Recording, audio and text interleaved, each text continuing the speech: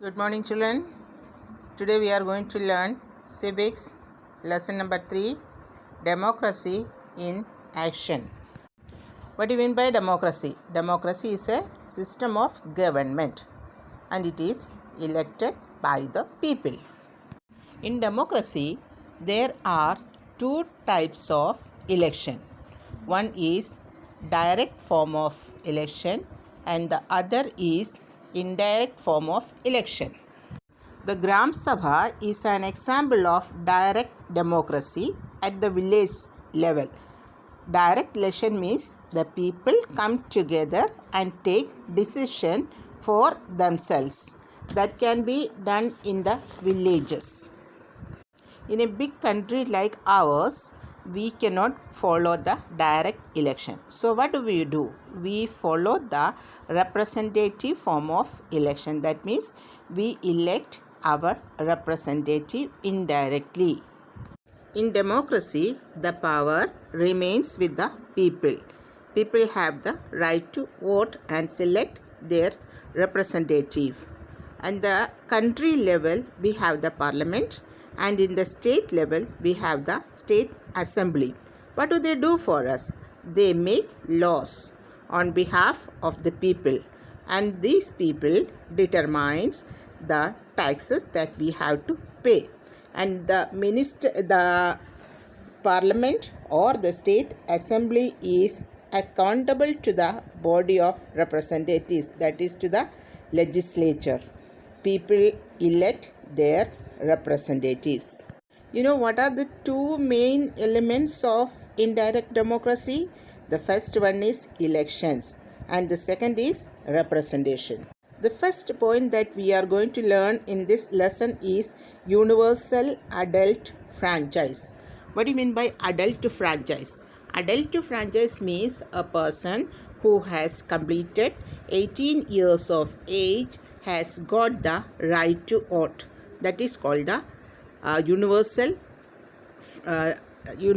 adult franchise, and it is given to the entire population of the country if that person has completed 18 years.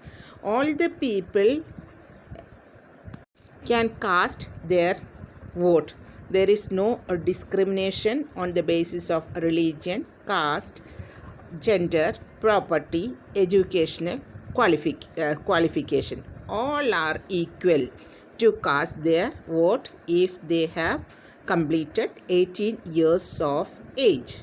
But there are people who cannot put their vote, and they are the person of unsound mind, or there are the people who are criminals and they are declared by the court. They are not entitled to vote. You know, children, in some of the countries in olden time, only the men were given the right to vote, and that is known as the manhood suffrage. And there were countries where property was the criteria for voting. That is discriminatory. People are disqualified if they are not having any property. They cannot put their vote. So the adult universal franchise became the basis of election. But in India, there is no such discrimination. All the people who have completed 18 years of age can cast their vote. There is no discrimination between men and women, rich and poor, educated and uneducated, or on the basis of caste, community, or place of birth. In India, one person, one vote. That is the system. Next point is election. Election means that we elect our representative, and the election is conducted for 5 years. We have to go for the election fearlessly and in a fair manner. Election Commission of India is responsible for election in our country, and there can be election at various levels, that is for the state assemblies and for the municipal corporation or for the Jilla Parishads, Panchayats, then the gram panchayat, etc. Some people don't go for voting. Why? Because they are threatened by others. And some of the people, they don't know that they have to go for the voting. And other cases are also there. People spread rumors about the candidates. So many people, they don't go for voting. The next one is secret ballot. And what do you mean by secret ballot? Secret ballot means that we can put our vote secretly without telling others, without being known to others. That is called secret ballot, and it is an essential feature of democratic election. And we should not say to whom we have given our vote. And the secret ballot was first introduced in Australia in 1856.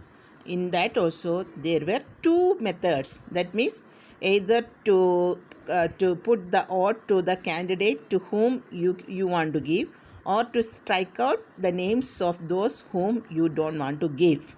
Nowadays, what is followed? The electronic voting machines are commonly used in election. Next point, simple majority system. How many votes should a candidate get to win an election? There can be different criteria. And the first is absolute majority, means securing more than half of the total votes polled. Second is simple majority, means securing the highest number of votes. The simple majority implies that the winning candidate may or may not have secured more than half of the total votes. Next point is constituency. That means it is a territorial area which elect and send one representative to the parliament or to the state assembly. Officers on election duty. The Election Commission of India is entrusted in conducting election of our country. The Chief Election Commissioner is appointed by the President. There are different polling booths for election.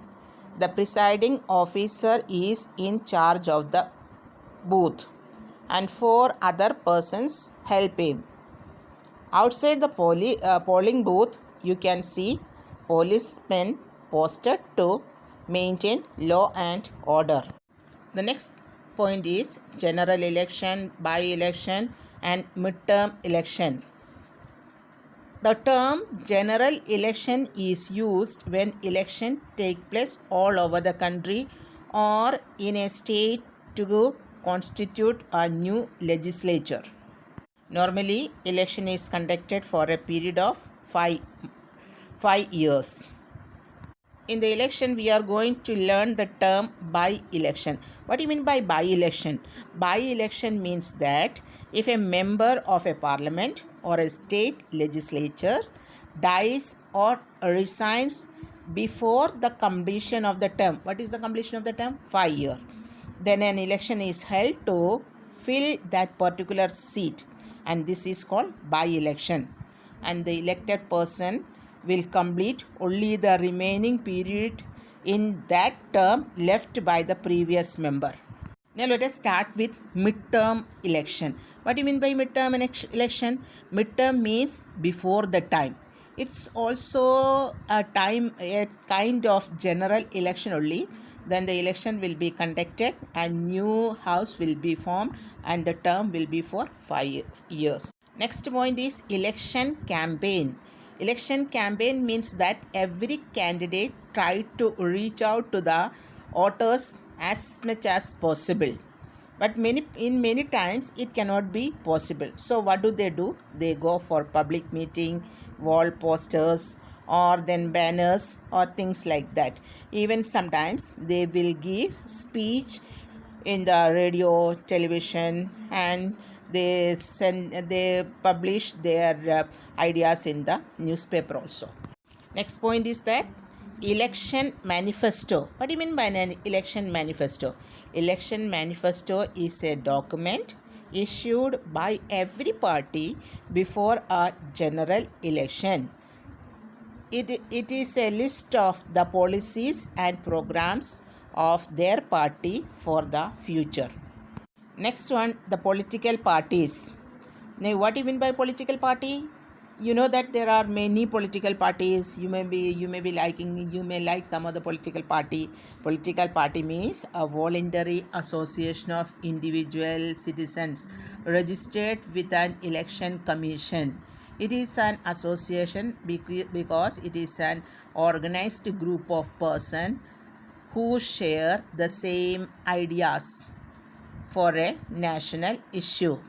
Because why it is voluntary? Because nobody can force any person to join in any political party, and nobody can compel also a person join any party willingly and voluntarily. That is why it is called a political party.